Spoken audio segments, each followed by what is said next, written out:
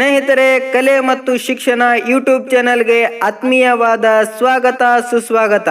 ನಾನು ನಿಮ್ಮ ವಿಕಾಸ್ ಕಲಬುಳಗಿ. ಆತ್ಮೀಯರೇ, ಸಮಾಜದಲ್ಲಿ ಅಜ್ಞಾನ, ಮೌಢ್ಯ, ಅಂಧಕಾರ, ಅಪ್ರಾಮಾಣಿಕತೆ, ಸ್ವಾರ್ಥ, ಮೇಲು ಕೀಳು ಎಂಬ ಭಾವನೆ ಬಂದಾಗ, ಸಮಾಜ ಕೆಟ್ಟ ಕಡೆ ಮುಖ ಮಾಡಿದಾಗ ಆ ಭಗವಂತನೇ ಈ ಭೂಮಿಗೆ ಬರ್ತಾನಂತೆ. ಹೀಗೆ ಬಂದವರಲ್ಲಿ ನಾವು ಕಂಡ ನಡೆದಾಡುವ ದೇವರು ಆಧ್ಯಾತ್ಮ ಜೀವಿ ಎರಡನೇ ಸ್ವಾಮಿ ವಿವೇಕಾನಂದ, ಶತಮಾನದ ಸಂತ ಎಂದೇ ಜನರ ಮನಸ್ಸಿನಲ್ಲಿ ನೆಲೆಯೂರಿದ ಮಹಾನ್ ಚೇತನವೇ ನಮ್ಮ ಸಿದ್ದೇಶ್ವರ ಶ್ರೀಗಳು.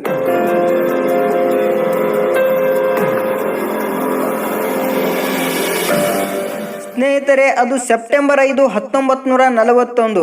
ಆ ದಿನ ವಿಜಯಪುರ ಜಿಲ್ಲೆಯ ತಿಕೋಟ ತಾಲೂಕಿನ ಬಿಜ್ರಗಿ ಎಂಬ ಹಳ್ಳಿಯಲ್ಲಿ ಓಗ್ಯಪ್ಪ ಬಿರಾದರ್ ಹಾಗೂ ಸಂಗವ್ವ ದಂಪತಿಗಳ ಉದರದಲ್ಲಿ ಜನಿಸಿದ ಆ ಮಹಾನ್ ಚೇತನವೇ ಸಿದ್ದೇಶ್ವರ ಶ್ರೀಗಳು.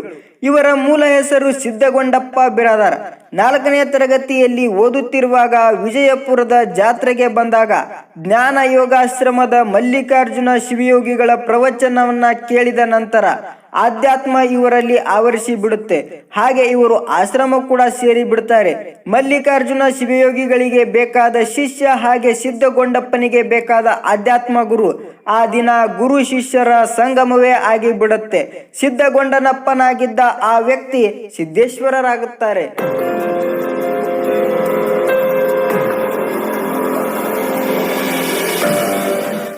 ಮುಂದೆ ಮಲ್ಲಿಕಾರ್ಜುನ ಶಿವಯೋಗಿಗಳು ಸಿದ್ದೇಶ್ವರರಿಗೆ ಶಿಕ್ಷಣ ಕೊಡಿಸುವುದರ ಜೊತೆಗೆ ಅವರಲ್ಲಿ ಇದ್ದ ಆಧ್ಯಾತ್ಮಿಕ ಸಸಿಗೆ ನೀರು ಹಾಕುವುದರ ಮೂಲಕ ಅದನ್ನ ದೊಡ್ಡ ಮರವನ್ನಾಗಿ ಮಾಡಿದರು.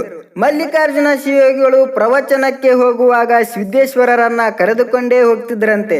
ಮಲ್ಲಿಕಾರ್ಜುನ ಶಿವಯೋಗಿಗಳು ಮಾಡಿದ ಪ್ರವಚನವನ್ನ ಸಂಗ್ರಹ ಮಾಡಿ ತಮ್ಮ 19ನೇ ವಯಸ್ಸಿನಲ್ಲಿ ಸಿದ್ಧಾಂತ ಶಿಖಾಮಣಿ ಎಂಬ ಗ್ರಂಥವನ್ನ ಬರೀತಾರೆ. ಕರ್ನಾಟಕ ವಿಶ್ವವಿದ್ಯಾಲಯದಲ್ಲಿ ಪದವಿ ಪಡೆದು ಮಹಾರಾಷ್ಟ್ರದ ಕೊಲ್ಲಾಪುರದಲ್ಲಿನ ಶಿವಾಜಿ ವಿಶ್ವವಿದ್ಯಾಲಯದಲ್ಲಿನ ತತ್ವಶಾಸ್ತ್ರ ವಿಷಯದಲ್ಲಿ ಸ್ನಾತಕೋತ್ತರ ಪದವಿ ಪೂರೈಸಿದರು. ತಮ್ಮ ಶಿಕ್ಷಣ ಪೂರೈಸುವುದರ ಜೊತೆಗೆ ಮಲ್ಲಿಕಾರ್ಜುನ ಶಿವಯೋಗಿಗಳ ಪ್ರವಚನದ ಜ್ಞಾನ ಭಂಡಾರವನ್ನ ಅರಿಯುತ್ತಾ ಜ್ಞಾನಯೋಗಿಗಳಾದರು. ಮಲ್ಲಿಕಾರ್ಜುನ ಶಿವಯೋಗಿಗಳ ಅಗಲಿಕೆಯ ನಂತರ ಸಿದ್ದೇಶ್ವರ ಶ್ರೀಗಳು ಜ್ಞಾನ ಯೋಗಾಶ್ರಮದ ಅಧ್ಯಕ್ಷರಾದರು. ನಂತರ ಕರ್ನಾಟಕ, ಮಹಾರಾಷ್ಟ್ರ ಮುಂತಾದ ರಾಜ್ಯಗಳಲ್ಲಿ ತಿಂಗಳಗಟ್ಟಲೆ ತಮ್ಮ ಅಧ್ಯಾತ್ಮವನ್ನ ಪ್ರವಚನದ ಮೂಲಕ ಜನರಿಗೆ ತಲುಪಿಸುವ ಪ್ರಯತ್ನ ಮಾಡಿದರು. ಸ್ವಾಮಿಗಳೆಂದರೆ ಕಾವಿದಾರಿಗಳು, ಆದರೆ ಇವರು ಶುದ್ಧ ಬಿಳಿ ಬಣ್ಣದ ಬಟ್ಟೆಯಲ್ಲಿ ತಮ್ಮ ಯಾತ್ರೆ ಮುಗಿಸಿ ಸರಳತೆಯ ಸಂದೇಶವನ್ನ ಜಗತ್ತಿಗೆ ತೋರಿಸಿದ ಸಹಕಾರ ಮೂರ್ತಿ ನಮ್ಮ ಸಿದ್ದೇಶ್ವರ ಶ್ರೀಗಳು.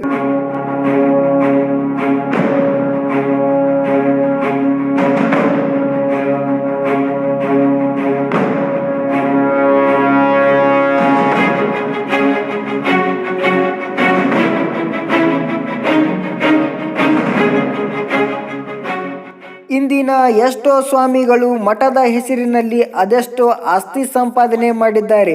ಸರ್ಕಾರದಿಂದ ಅನುದಾನ ಕೂಡ ಪಡೆದಿದ್ದಾರೆ. ತಮಗೆ ಪ್ರಶಸ್ತಿ ಬೇಕು ಅಂತ ಸರ್ಕಾರದ ಎದುರು ಪಟ್ಟು ಹಿಡಿದವರು ಕೂಡ ಇದ್ದಾರೆ.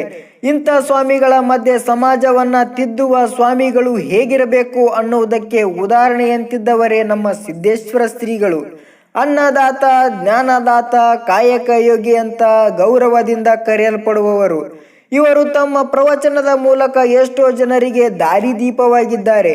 ಸಿದ್ದೇಶ್ವರ ಶ್ರೀಗಳ ಜೀವನವೇ ಅನೇಕರಿಗೆ ಸ್ಫೂರ್ತಿದಾಯಕವಾಗಿದೆ. ಅವರ ಆಧ್ಯಾತ್ಮಿಕ ಗುರುಗಳಂತೆ ಸಾಧಕರಾದ ಶ್ರೀಗಳು ಎಲ್ಲರಲ್ಲೂ ದೈವಿಕ ಬುದ್ಧಿವಂತಿಕೆಯನ್ನ ತುಂಬುವ ಕಾರ್ಯ ಮಾಡಿದರು. ಸಾಮಾನ್ಯ ಜನರು ಬದುಕುವುದು ಹೇಗೆ, ನಾವು ಹೇಗೆ ಬದುಕಬೇಕು, ಜೀವನಕ್ಕೆ ಹೇಗೆ ದಾರಿ ಮಾಡಿಕೊಳ್ಳಬೇಕು ಎನ್ನುವುದೇ ಅವರ ಪ್ರವಚನದ ಆಶಯವಾಗಿತ್ತು. 12ನೇ ಶತಮಾನದ ಶರಣರಾದ ಅಲ್ಲಮಪ್ರಭು, ಬಸವಣ್ಣ ಮುಂತಾದ ಶರಣರ ವಚನಗಳ ಮೂಲಕ ಸಮಾಜದ ಅಂಕುಡೊಂಕುಗಳನ್ನು ತಿದ್ದುವ ಕೆಲಸ ಮಾಡಿದರು. ಸಿದ್ದೇಶ್ವರ ಶ್ರೀಗಳು ಸರಳವಾದ ಹಾಗೂ ಸ್ಫೂರ್ತಿದಾಯಕ ಜೀವನ ಶೈಲಿಯನ್ನ ಹೊಂದಿದ್ದರು. ಸರಳತೆಯನ್ನ ಬೋಧಿಸಿ ಜೀವನದುದ್ದಕ್ಕೂ ಸರಳತೆಯಿಂದಲೇ ಬದುಕಿ ತೋರಿಸಿದರು. ಅತ್ಯಂತ ಸರಳ ಸಜ್ಜನಿಕೆಯ ಸಹಕಾರ ಮೂರ್ತಿಯಾಗಿದ್ದರು. ನನ್ನದು ತನ್ನದೆಂಬ ಮಮಕಾರ ತೊರೆದು ಮಹಾಪುರುಷರೇ ಶ್ರೀ ಸಿದ್ದೇಶ್ವರ ಶ್ರೀಗಳು. ಇವರು ಕನ್ನಡ, ಸಂಸ್ಕೃತ, ಇಂಗ್ಲಿಷ್, ಮರಾಠಿ ಹಾಗೂ ಹಿಂದಿ ಭಾಷೆಗಳಲ್ಲಿ ನಿಪುಣರಾಗಿದ್ದರು. ಹಾಗೆ ಈ ಎಲ್ಲ ಭಾಷೆಗಳಲ್ಲಿ ತಮ್ಮ ಪ್ರವಚನವನ್ನ ಮಾಡುತ್ತಿದ್ದರು. ನಿಸ್ವಾರ್ಥ ಸೇವೆ, ಮಮಕಾರಗಳಿಲ್ಲದೆ ಯಾರ ಹಂಗಿಗೂ ಒಳಗಾಗದೆ ಸರ್ವ ಜನರಿಂದಲೂ ಪ್ರೀತಿ ವಿಶ್ವಾಸದ ಆಶ್ರಯತಾಣವಾಗಿ ಗುರುಗಳು ನೀಡಿದ ಆಶ್ರಮವನ್ನ ಮುಂದುವರಿಸಿಕೊಂಡು ಬಂದರು. ಈ ವಿಜಯಪುರದ ಜ್ಞಾನ ಯೋಗಾಶ್ರಮ ಜನತೆಗೆ ಜ್ಞಾನ ದಾಸೋಹ ನೀಡುವ ವಿಶಿಷ್ಟ ಕೇಂದ್ರವಾಗಿ ಬೆಳೆಯಿತು.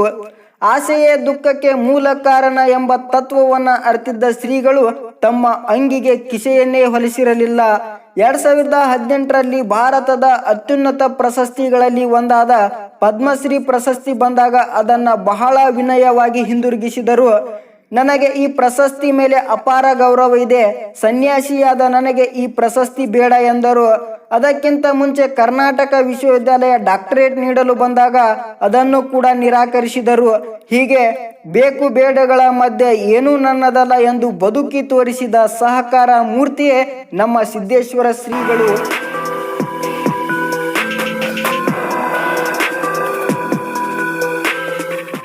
ಸಿದ್ದೇಶ್ವರ ಶ್ರೀಗಳು ತಮ್ಮ ಜೀವನದುದ್ದಕ್ಕೂ ರಾಜಕೀಯದಿಂದ ದೂರ ಇದ್ದವರು. ಎಲ್ಲ ರಾಜಕಾರಣಿಗಳನ್ನ, ಎಲ್ಲ ಪಕ್ಷಗಳನ್ನ ಒಂದೇ ತರ ನೋಡ್ತಾ ಇದ್ರು. ಆದರೆ ಪ್ರಧಾನಿ ಮೋದಿ ಅಂದ್ರೆ ಅವರಿಗೆ ಪ್ರೀತಿ ಸ್ವಲ್ಪ ಜಾಸ್ತಿ ಇತ್ತು. ಅದಕ್ಕೆ ಕಾರಣನೂ ಇದೆ. 2022 ಜೂನ್ ತಿಂಗಳ ಮೈಸೂರಿನಲ್ಲಿ ನಡೆದ ಸುತ್ತೂರು ಮಠದ ಕಾರ್ಯಕ್ರಮದಲ್ಲಿ ಪ್ರಧಾನಿ ಮೋದಿ ಮತ್ತು ಸಿದ್ದೇಶ್ವರ ಶ್ರೀಗಳು ಭಾಗಿಯಾಗಿದ್ದರು. ಕಾರ್ಯಕ್ರಮ ಉದ್ದೇಶಿಸಿ ಮಾತನಾಡಿದ ಸಿದ್ದೇಶ್ವರ ಶ್ರೀಗಳು ಪ್ರಧಾನಿ ಮೋದಿಯನ್ನ ಹಾಡಿ ಹೊಗಳಿದ್ದರು. ಇಂತಹ ಪ್ರಧಾನಿ ಈ ದೇಶಕ್ಕೆ ದೊರೆತದ್ದು ಭಾಗ್ಯ. ಇವರು ದೇಶ ಕಂಡ ಅಪರೂಪದ ಪ್ರಧಾನಿ. ದಿನವಿಡೀ ಜನರ ಹಿತಚಿಂತನೆಗಾಗಿ, ದೇಶದ ಅಭಿವೃದ್ಧಿಗಾಗಿ ಮೀಸಲಿಟ್ಟವರು.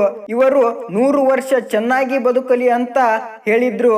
ಹೀಗೆ ಮೋದಿಯವರಿಗೆ ಶ್ರೀಗಳ ಮೇಲೆ ಹಾಗೂ ಶ್ರೀಗಳಿಗೆ ಮೋದಿಯವರ ಮೇಲೆ ಅಪಾರ ಗೌರವ ಇತ್ತು. ಮುಂದೆ ಶ್ರೀಗಳಿಗೆ ಆರೋಗ್ಯದಲ್ಲಿ ಏರುಪೇರಾಯಿತು.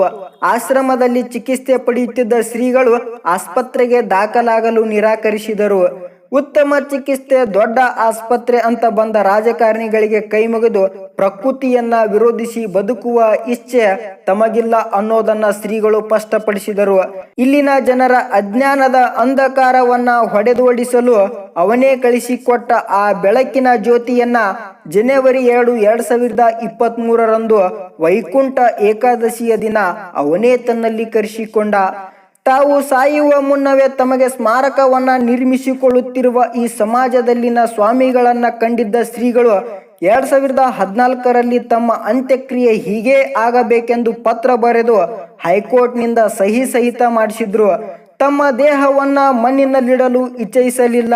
ಅದರ ಬದಲಿಗೆ ಅಗ್ನಿಗೆ ಅರ್ಪಿಸಿ ಚಿತಾಭಸ್ವವನ್ನ ನದಿ ಅಥವಾ ಸಮುದ್ರಕ್ಕೆ ಸೇರಿಸಿ, ಯಾವುದೇ ವಿಧಿವಿಧಾನಗಳು ಬೇಡ, ಯಾವುದೇ ಸ್ಮಾರಕ ನಿರ್ಮಿಸುವುದು ಬೇಡ ಎಂದು ತಮ್ಮ ಭಕ್ತರಿಗೆ ಹೇಳುವ ಮೂಲಕ ಶ್ರೀಗಳು ನಮ್ಮನ್ನ ಅಗಲಿದರು. ಅವರು ಭೌತಿಕವಾಗಿ ನಮ್ಮನ್ನ ಅಗಲಿರಬಹುದು, ಆದರೆ ಅವರು ಹಚ್ಚಿದ ಆಧ್ಯಾತ್ಮದ ಜ್ಯೋತಿ ಈಗಲೂ ಉರಿಯುತ್ತಲೇ ಇದೆ.